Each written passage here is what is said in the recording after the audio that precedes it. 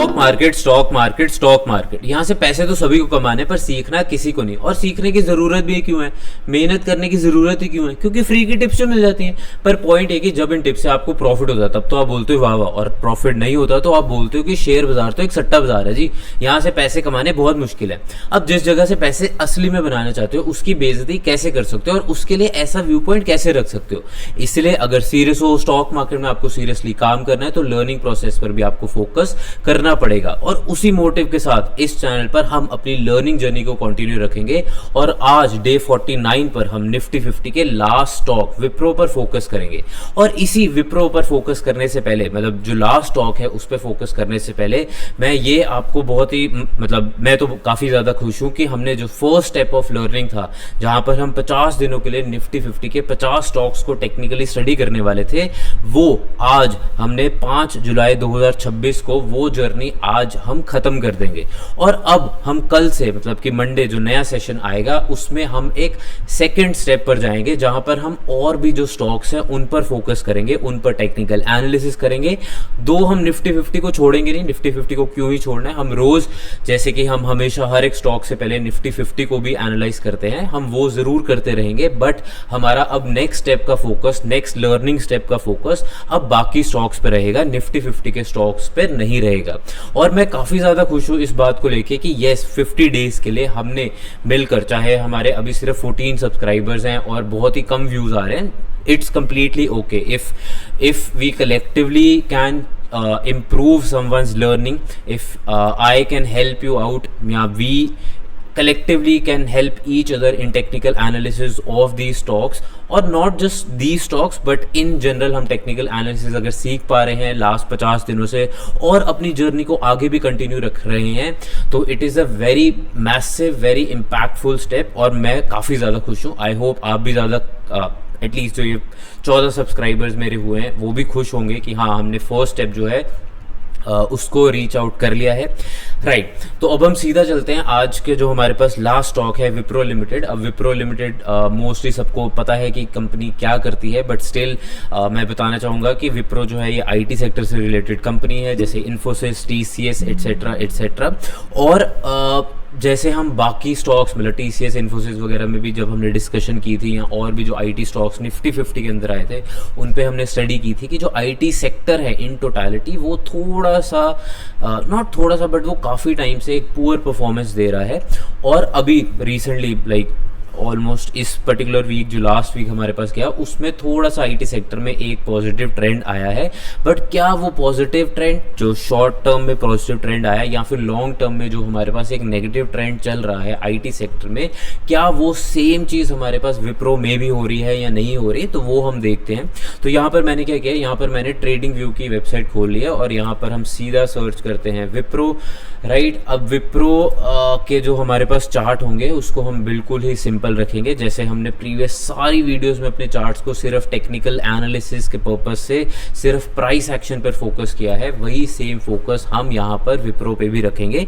Second बात ये है कि यहाँ पर हम कोई भी बाय या सेल की रिकमेंडेशन या फिर फ्यूचर की प्रेडिक्शन नहीं करेंगे, ना ही हम करते हैं। तो अगर आपको बाय या सेल कुछ करना है या कुछ भी और करना है, तो आप अपने फाइनेंशियल एडवाइजर से पूछ के या फिर अपने खुद के एनालिसिस को देखकर ही करें। राइट, इस चैनल पर कोई भी चीज़ ऐसी आपको नहीं मिलेगी एक्सेप्ट द एजुकेशनल कंटेंट या except how we study the technical charts. और उसके साथ साथ मैं आपको आज ये भी बोलना चाहूँगा फिर से एक बार कि अगर आपको आई होप आपको काफ़ी कुछ सीखने को मिलता है मेरी सारी वीडियोस से, एंड फिर भी अगर आपको लगता है नहीं कुछ और भी ऐड ऑन करना चाहिए, तो आप ज़रूर कमेंट सेक्शन में बताओ। और उसके अलावा अगर आपको फिर भी कैंडल्स और चार्ट्स थोड़े कन्फ्यूजिंग लग रहे हैं, या कई बार होता है यार, कोई बात नहीं, मतलब इनिशियल स्टेजेस में सबको हर चीज़ में दिक्कत आती है और धीरे धीरे आपको सीखना पड़ता है। तो अगर आपको कंफ्यूजन आ रही है तो इंटरनेट पे बहुत सारा फ्री कंटेंट है जहाँ पर आप कैंडल्स और बेसिक चीज़ें सीख सकते हो। फिर भी अगर आपको मार्केट को स्ट्रक्चर्ड वे में सीखना है या फिर मार्केट के आप रेगुलर अपडेट्स देखना चाहते हो, तो नीचे डिस्क्रिप्शन में मैंने अपने टेलीग्राम पेज और टेलीग्राम क्या कहते हैं चैट का जो लिंक होता है वो दोनों शेयर कर दिए हैं, जहाँ पर मैं रेगुलर बेसिस पे सारी चीज़ें अपडेट करता रहता हूँ। तो आप मुझसे वहाँ भी कनेक्ट कर सकते पे हो। इसलिए इसके साथ साथ मैं आपको ये भी बोलना चाहूँगा कि आज क्योंकि लास्ट वीडियो ऑफ निफ्टी 50 है, तो आप ज़रूर जो भी हमने प्रीवियसली जितनी भी वीडियोस में जितने भी टेक्निकल चार्ट्स पढ़े, ऑलमोस्ट 50 चार्ट्स पढ़ लिए, उनको आप ज़रूर अपने एंड पर भी एनालाइज करो, ताकि आप सीख पाओ, आप कॉपी पेन लेकर आप उसको एनालाइज कर पाओ, आप थोड़ा और सोचो कि अच्छा इसका एनालिसिस ऐसे किया जाता है या कैंडल्स को ऐसे पढ़ा जाता है, राइट। अब ज्ञान की काफ़ी बातें हो गई, मतलब जो जनरल ज्ञान की बातें थी। अब हम सीधा चलते हैं यहाँ पर। इसका मैंने वीकली चार्ट विप्रो का खोल लिया, और अगर हम देखें तो यहाँ पर हमारे पास लास्ट वीक में, मतलब जो अभी हमारे पास वीक चला गया फ्राइडे को, उसमें हमारे पास एक बहुत ही मैं बोलूँगा वीक की भी वीक कैंडल बनी है। उसका अपर और लोअर फ्लिक की हम बाद में बात करेंगे, बट अगर हम देखें तो यहाँ पर जो हमारे पास कैंडल बनी है बहुत ही ज़्यादा वीक है, उसकी कुछ बॉडी नहीं है, राइट। बॉडी एज इन ये जो अंदर वाली चीज़ होती है, जहाँ जो जैसे इस वाली कैंडल में हमें 15 जून या 22 जून वाली कैंडल में कुछ तो रेड पार्ट दिख रहा है, उसको हम बॉडी बोलते हैं। तो यहाँ पर इस पर्टिकुलर कैंडल की कोई भी बॉडी खास नहीं बनी। अगर आप देखोगे ओपन 176.28 और क्लोजिंग हुई 176.08, मतलब कि 0.02 का ही बॉडी जो है वो हमारे पास यहाँ पर बनी है, which makes no sense, right? Which makes literally no sense, right? हाँ, इसकी लोअर फ्लिक्स जो बनी है वो हमारे पास, अगर हम लोअर वैल्यू देखें तो 169 है, बट अभी मतलब इस पर्टिकुलर मूवमेंट पे जितना हमने चार्ट खोला है, इस पे इसके लोअर फ्लिक की भी कोई खास रेलिवेंस नहीं दिख रही। अब आप बोलोगे कि नहीं यार, हम तो हमेशा क्या कहते हैं, लोअर फ्लिक या अपर फ्लिक की सिग्निफिकेंस या इम्पैक्ट की काफ़ी ज़्यादा बात करते हैं, तो यहाँ पर उसका इम्पैक्ट क्यों नहीं है? देखो, आपको ओवरऑल होलसम पिक्चर भी देखनी पड़ेगी साथ में। यहाँ पर आप अगर देख पाओगे, जितना अभी हमारे पास ग्राफ है, यहाँ पर स्टॉक हमारे पास एक नेगेटिव मोमेंटम में ही है, और उस नेगेटिव मोमेंटम में हमारे पास, अगर मैं ये सारी की सारी लाइन से लोअर फ्लिक्स को ज्वाइन करूँ, अरे सॉरी, इसका ठीक कर लेते हैं, इसको थोड़ा सा 2 पे लेके आते हैं, और इसका जो कलर है वो मैं ब्लू कर देता हूँ। अगर मैं इन सब की लोअर फ्लिक्स को ऐड करूँ, तो मतलब ज्वाइन करूँ, तो मेरे पास कुछ ऐसा नहीं बन रहा कि हाँ यार यहाँ से एक अप ट्रेंड आ सकता है, या यहाँ पर एक जोन है जहाँ से मतलब कैंडल्स वापस रिट्रेस हो रही है। मुझे कुछ खास नहीं लग रहा। हाँ, आप लोअर फ्लिक की बजाय आप ये वाला जो ये जोन है आपका 174 175 के आसपास का जो जोन है, उसको आप कहीं ना कहीं एक comparatively Okesh resistance support zone मान सकते हो। वो इसलिए क्योंकि ये जो हमारे पास 8 जून और जो हमारे पास 15 जून वाले वीक में जो हमारे पास कैंडल बनी थी, उसके जो लोअर फ्लिक थे वो इसी लेवल से आए थे। प्लस जो हमारे पास उसके बाद 22 जून वाला वीक बना, उसकी क्लोजिंग इस लेवल से थी, और जो अभी हमारे पास लास्ट वीक में बना, उसकी हमारे पास जो क्लोजिंग थी वो इससे थोड़ी सी ऊपर थी, मतलब 175 का जोन और 176 बना, कुछ खास तो नहीं, बट हम अभी के लिए मान लेते कि हाँ ये इसका एक सपोर्ट जोन है। इसके अलावा एक जो खास हमारे पास रेजिस्टेंस, स्ट्रॉन्ग रेजिस्टेंस जोन बन रहा है अभी जितना हमने ग्राफ खोला है, वो मुझे लगता है कि ऑलमोस्ट 190 के आसपास है। वो क्यों? क्योंकि आप देखोगे यहाँ से जब हमारे पास 9 फरवरी 2026 से जो स्टॉक है हमारे पास नीचे को आया, वहाँ से इसने इस पर्टिकुलर जोन में एक कंपैरेटिवली सपोर्ट ली। वहाँ से ये मैं बना भी देता हूँ, ये ऐसा आया, इसने यहाँ पर सपोर्ट ली and then it went up, फिर ये वापस से नीचे आया, राइट, और फिर इसी जोन से इसने 18 मई को ऑलमोस्ट 6.5 से 7%, नॉट 6.5, 6.9% है, तो 7% के आसपास का एक पॉजिटिव रिटर्न दिया। बट उसके बाद हमारे पास यहाँ पर 1 जून 2026 को एक अच्छी कैंडल बनी, रेड कैंडल थी बट एक अच्छी कैंडल बनी, बट आप देखोगे उसका लोअर फ्लिक भी 190 से रिट्रेस हुआ, राइट, 190 से ऊपर ही गई, जो हमारे पास क्लोजिंग थी वो 190 से ऊपर ही गई। बट आप देखोगे कि नेक्स्ट वीक ही एक गैप डाउन ओपनिंग हुई, राइट, और उस गैप डाउन ने इस 190 की रेंज को बहुत ही स्ट्रांगली तोड़ा है, राइट, बहुत ही स्ट्रांगली। आप देख पाओगे 9.19% की ये रेड कैंडल बनी है, और अगर हम परसेंटेज ना भी देखें, राइट, अगर हम परसेंटेज इग्नोर भी करें, तो देखने से ही पता लगता है कि मैसिव रेड कैंडल थी, राइट, एज कम्पेयर टू यहाँ पर जितनी कैंडल्स थी। ये ग्रीन कैंडल्स, ये जो हमारे पास 18 मई 2026 को जो ग्रीन कैंडल बनी, उससे भी बड़ी कैंडल यहाँ पर हमारे पास 8 जून को नेगेटिव ट्रेंड में बनी। इट मीन्स कि यहाँ पर जो 190 वाला जोन था वो कहीं ना कहीं सपोर्ट जोन नहीं था, वो एक फर्दर फ्यूचर में आने वाला एक रेजिस्टेंस जोन जो है वही बनने वाला था इस पर्टिकुलर स्टॉक के लिए। अब हम क्या करते हैं, अब हम ग्राफ को थोड़ा सा छोटा करते हैं और देखते हैं कि और क्या क्या हमें इंफॉर्मेशन वीकली चार्ट पर यहाँ पर मिलती है। राइट, तो which I was very much correct. मैंने अच्छा एक और बात, आपको ये लग सकता है कि हाँ मैं आपके सामने नहीं, मैं पहले एक बार स्टडी करके आता हूँ और यहाँ पर आके अपना ज्ञान पेलता हूँ, ऐसा नहीं है। मैं आपके साथ जब मैं ये वीडियो बना रहा हूँ मैं इसके साथ साथ में ही एनालाइज करता रहता हूँ, ना कि मैं पहले से पढ़ के आता हूँ। मैं सिर्फ आपके सामने ग्राफ खोलता हूँ और फिर एनालाइज करता हूँ on the spot during the creation of this video.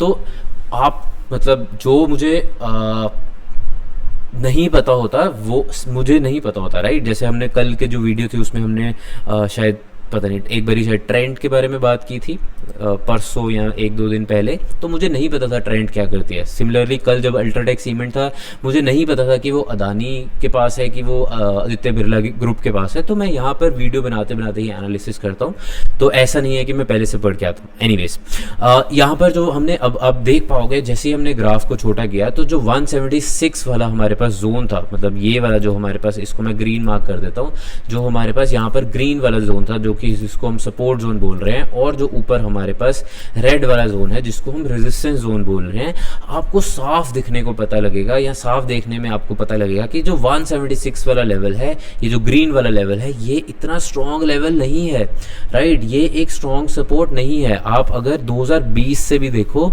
2020 से लेकर ऑलमोस्ट 2023 में मतलब 2020 के बाद 2023 में आया इस लेवल पर, और वहाँ से फिर ऑब्वियसली वहाँ से ऊपर गया, और फिर अब हमारे पास ऑलमोस्ट जुलाई 2026 में ये स्टॉक वापस इस रेंज में आया है। इसके अलावा कोई भी सपोर्ट जोन नहीं है। अगर आप बोलो कि यार यहाँ पर हमारे पास 2023 में इसने कहीं ना कहीं सपोर्ट ली थी इस लेवल से, रॉन्ग।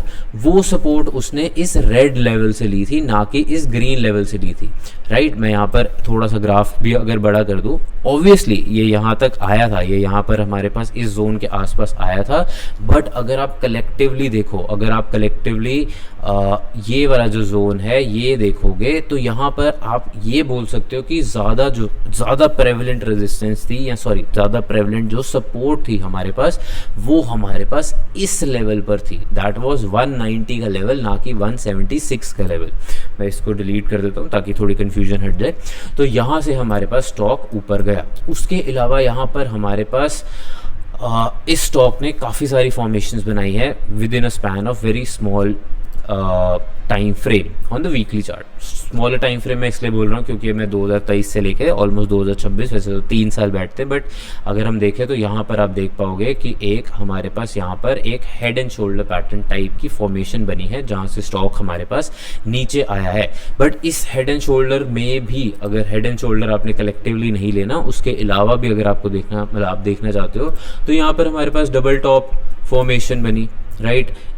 अगर आप इसको हेड एंड शोल्डर लेना चाहते हो तो हेड एंड शोल्डर फॉर्मेशन बनी, बट आपके एनालिसिस के हिसाब से आपको ये देखना पड़ेगा कि एक ऐसी फॉर्मेशन बनी जिसमें नेगेटिविटी दिखा रहा था, राइट, नेगेटिविटी दिखा रहा था। और यहाँ पर हमारे पास ये रेड और ग्रीन जो जोन हमने मार्क किया 176 एंड 190, उसमें 190 की बहुत ज़्यादा रेलिवेंस है एज कम्पेयर टू 176। हो सकता है 176 पे ये टिके और यहाँ से ऊपर जाए, बट अभी के लिए चांसेस जो है कि 176 जो है इसका एक अच्छा सपोर्ट जोन है, उसके कोई भी खास चांसेस मुझे तो नहीं दिख रहे, राइट।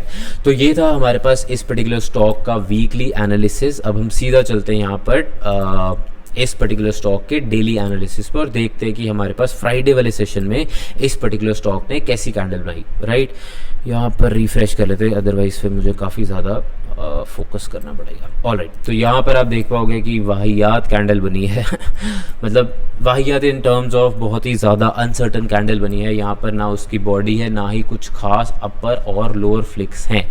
आप देख पाओगे कि इसकी फ्राइडे को ओपनिंग हुई 176.20, हाई गया 178.14, लो गया 174.59, क्लोजिंग हुई 176.08, प्लस 2.08 या फिर प्लस 1.20 का इसने हमें एक पॉजिटिव रिटर्न दिया। रिटर्न को मारो गोली, वो इसलिए क्योंकि इसकी कोई खास रेलिवेंस नहीं है, क्योंकि कैंडल ही बहुत ही वाहियात और बहुत ही अनसर्टन और बहुत ही बेकार कैंडल बनी है। बट आपको ये देखना पड़ेगा इसकी जो अपर और लोअर फ्लिक्स की इतनी रेलिवेंस नहीं है, बल्कि इसकी क्लोजिंग और इसकी क्लोजिंग और जो ओपनिंग वैल्यू है उसकी ज़्यादा रेलिवेंस है, क्योंकि यहाँ पर हमारे पास जो क्लोजिंग है ऑलमोस्ट 176 पे गई है।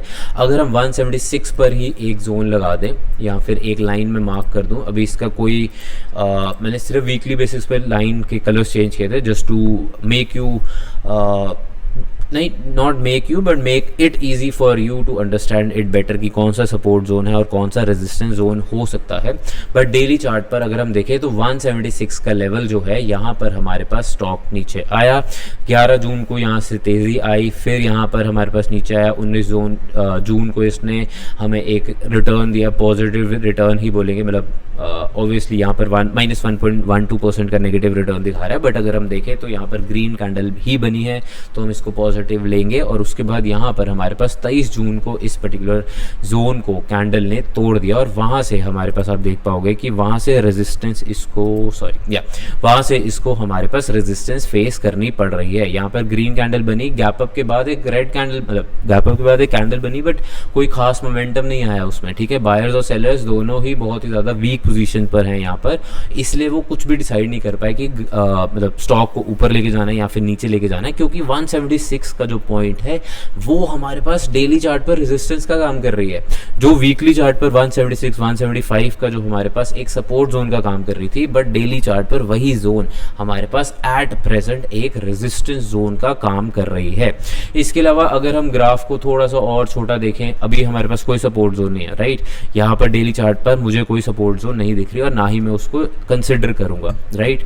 तो यहाँ पर अगर हम डेली चार्ट को थोड़ा सा और छोटा करें तो यहाँ पर फिर से वही बात जो हमने 190 का डिस्कस किया था कि 190 188 ये हमारे पास एक स्ट्रॉन्ग रेजिस्टेंस है। तो अब हम जब एनालिसिस करेंगे तो डेली चार्ट पर जो हमने दोनों वीकली चार्ट पर रेजिस्टेंस और सपोर्ट जोन किया था वो डेली चार्ट पे रेजिस्टेंस जोन का ही काम कर रही है। ये हमारे पास ऑलमोस्ट आप बोल सकते हो कि अच्छा ये ऐसे नहीं होता क्या, ओके, ये R1 है, ये हमारे पास R2 है, राइट। बट जो R2 का लेवल है वो मतलब R2 जो है वो ज़्यादा रेलिवेंस क्रिएट करती है एज कम्पेयर टू R1। इसके अलावा अब टू बी ऑनेस्ट यहाँ पर क्योंकि IT सेक्टर है, IT सेक्टर काफ़ी दिनों से गिर रहा है और काफ़ी मैसिवली गिर रहा है, तो वही जो सेम ट्रेंड है वो मुझे यहाँ पर भी स्टॉक में, मतलब विप्रो के स्टॉक में यहाँ पर भी मुझे दिख रहा है कि वही सेम चीज़, वही सेम नेगेटिव ट्रेंड अभी भी है हमारे पास विप्रो में भी, राइट। तो ये था हमारे पास विप्रो का वीकली और डेली टेक्निकल एनालिसिस। अब हम निफ्टी 50 को आज एंड करेंगे, इसलिए हम निफ्टी 50 को एक बारी लास्ट टाइम जो हम वीकली चार्ट पर इसको मैं देखना चाहूँगा कि निफ्टी 50 ने लास्ट 1 मंथ या फिर हम बोल सकते हैं कि लास्ट 50 डेज से कैसा परफॉर्म किया। तो यहाँ पर मैं इसका मंथली चार्ट खोलते हैं क्योंकि ऑलमोस्ट हमारे पास 50 डेज हो गए। 50 days is equal to almost 1.4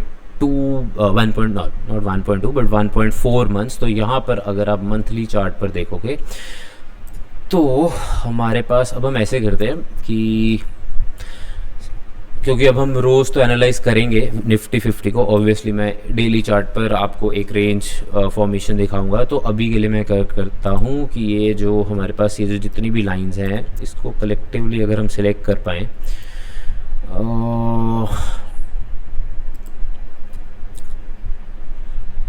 body Wick lines, देखिए अगर ये कम हो जाए तो नहीं, ऐसा कुछ भी नहीं है। एनीवेज, तो आप ये वाली लाइंस को मैं ना डिलीट नहीं करना चाहता, मैं इसको ऐसे करता हूँ, इसका जो कलर है या इसकी जो स्ट्रेंथ है इसको बहुत नहीं, स्ट्रेंथ की बजाय ना इसको अभी के लिए 0 ही कर देते हैं, 0 या फिर हल्का कर देते हैं, राइट। 31% सबको कर देते हैं। हाँ, सिलेक्ट ही होती क्या इकट्ठे, ऑल राइट। इन सब की जो हम, अरे यार, विजिबिलिटी, यस है, राइट। तो यार आप ना मतलब मैं चाहता नहीं इसको डिलीट करना, क्योंकि ना फिर ना गड़बड़ी होगी कि हम इस लाइन, मतलब इन सारी लाइंस को ना आप थोड़ी देर के लिए इग्नोर करो ऑल राइट। और अगर हम चलो हम डिलीट कर देते हैं, हम सिंपल लेवल रखते हैं, हम एक मतलब 3 लेवल्स रखते हैं, एक रखते हैं 23,800, एक लेवल रखते हैं 24,000, एक लेवल रखते हैं 24,160 क्योंकि इसके काफ़ी ज़्यादा रेलिवेंस थी, और एक रखते हैं 24,400। बाकी मैं सारी की सारी लाइंस जो हैं यहाँ से रिमूव कर देता हूँ, हम वापस से लाइंस लगा लेंगे, कोई बात नहीं, राइट। तो अगर हम मंथली बेसिस पर यहाँ पर देखें तो यहाँ पर हमारे पास निफ्टी 50 एक फॉर्मेशन में फंसा हुआ है। वो फॉर्मेशन ये है कि जहाँ पर हमारे पास 2 मार्च 2026 के मंथ में इसने 11.31% का नेगेटिव रिटर्न दिया था। उसके बाद हमारे पास सारी की सारी कैंडल्स इसी की बॉडी में बन रही है। कोई ठीक है, अपवर्ड मूवमेंट आया है, ऑब्वियसली आया है, पर आप देख पाओगे कि निफ्टी 50 की सारी जो फॉर्मेशन हो रही है वो, अरे यार हाँ, वो सारी की सारी हमारे पास 24,650 अब मान लो, ब्लू ही रखता हूँ मैं इसको, ठीक है, 24,650 या 700 के आसपास। और जो नीचे से बॉडी अगर हम देखें तो ऑलमोस्ट हमारे पास 24,340 के आसपास की बॉडी के जोन में ही सारी की सारी चारों कैंडल्स बन रही हैं। इसकी एक फॉर्मेशन का नाम होता है, आप कमेंट सेक्शन में ज़रूर बताओ कि वो फॉर्मेशन का क्या नाम है, ऑल राइट। और इसके अलावा अगर हम देखें, अगर छोटा करें थोड़ा सा ग्राफ, तो यहाँ पर देखो आप वही सेम एनालिसिस निफ्टी 50 के इंडेक्स में कर सकते हो, ऑब्वियसली कर सकते हो, बट निफ्टी 50 इंडेक्स क्योंकि 50 स्टॉक्स का एक सिंगल यूनिट है, राइट, तो उस पर वो सारी चीज़ें उतनी ज़्यादा नहीं चलती, उतनी ज़्यादा रेलिवेंस नहीं आती जितनी सिंगल स्टॉक में जब हम एनालिसिस करते हैं। वैसे तो आप यहाँ पर बोल सकते हो कि देखो जी, जो हमारे पास निफ्टी 50 है ऑलमोस्ट डबल टॉप बना रहा है, बट निफ्टी 50 यहाँ जो जितने भी इंडेक्स होते हैं वो इतने ज़्यादा वोलेटाइल होते हैं कि यहाँ पर वो वाला टेक्निकल एनालिसिस उतना ज़्यादा काम नहीं कर सकता। हो सकता है कि यहाँ पर फॉर्मेशन आए और यहाँ से स्टॉक हमारे निफ्टी 50 हमारे पास ऐसे चले जाए, राइट, या ये भी हो सकता है यहाँ से निफ्टी 50 सारा साइडवेज मोशन में चले जाए, तो डबल टॉप फॉर्मेशन, या इनफैक्ट ये भी हो सकता है कि यहाँ से स्टॉक हमारे निफ्टी 50 इंडेक्स नीचे चले जाए, राइट, कुछ भी पॉसिबल है। इसलिए निफ्टी 50 इंडेक्स पे हमें जो एनालिसिस करना है या जो टेक्निकल एनालिसिस करना है उसका जो वे है उसको हमें थोड़ा सा डिफरेंट लेके चलना पड़ता है, क्योंकि 50 स्टॉक्स का आंसर है उसमें 50 स्टॉक्स। हर एक स्टॉक की अगर 50 खबर भी हो तो 50 इंटू 50 मतलब कि ऑलमोस्ट 2500 न्यूज़ के आसपास, प्लस और भी बहुत सारे इम्पैक्ट फैक्टर्स होंगे जो कि इसको एनालाइज करने में लगेंगे। इसलिए यहाँ पर सब तरह के एनालिसिस वर्क नहीं करते लॉन्गर टाइम फ्रेम में, राइट। तो ये था हमारे पास निफ्टी 50 का मंथली, और वीकली पे तो ऑब्वियसली हम जो है टेस्ट कर ही चुके हैं। लास्ट वीडियो में हमने निफ्टी 50 पे वीकली एनालिसिस किया था। तो आई होप आपको निफ्टी 50 का जो हमारा फर्स्ट स्टेप था, जहां पर हम निफ्टी 50 के 50 स्टॉक्स को पहले 50 दिनों के लिए टेक्निकली स्टडी करने वाले थे, उसके बारे में आपको काफ़ी मज़ा आया होगा, आपको सीखने को भी काफ़ी कुछ मिला होगा, एंड इनफैक्ट आपको टेक्निकल एनालिसिस को कैसे किया जाता है उसके बारे में भी काफ़ी कुछ सीखने को मिला होगा। I am very much sure. अगर आपको फिर भी लगता है कि कुछ भी और भी एडिशन होने चाहिए, तो हम नेक्स्ट अब कल से हम एक नए स्टेप पे स्टेप 2 पर जाएंगे। वो हम कल ही मैं रिवील करूंगा, क्योंकि मुझे भी सोचना है कि कौन से स्टॉक्स पकड़ने हैं। तो अभी के लिए हम जो निफ्टी 50 से हम अलविदा लेंगे, और हम कल एक नए स्टॉक और एक नए पैरामीटर वाले स्टॉक्स पर, मतलब स्टॉक के एक यूनिट को ही पकड़ेंगे, मतलब काफ़ी सारे कलेक्टिव स्टॉक्स को पकड़ेंगे और उस पर एनालिसिस करना अपना स्टार्ट कर देंगे। एंड सिमिलरली अगर आपको वैसे जैसे मैंने पहले बोला था कैंडल्स और चार्ट्स कंफ्यूजिंग लग रहे, तो इंटरनेट पे आप देख सकते हो, या फिर मुझे टेलीग्राम पर लिंक कर सकते हो, यहाँ जहाँ पर मैं सारे अपडेट्स डालता रहता हूँ, तो आप वहाँ भी कनेक्ट करके सीख सकते हो, या फिर आप खुद भी सीख सकते हो, राइट। तो आज के लिए बस इतना ही। कल हम फिर से मिलेंगे एक नए सेट ऑफ लर्निंग पे, एक नए स्टेप 2 पर मिलेंगे, जिस पर हम एक नए स्टॉक पे टेक्निकल एनालिसिस करेंगे। तब तक के लिए आप सीखते रहें। Good bye.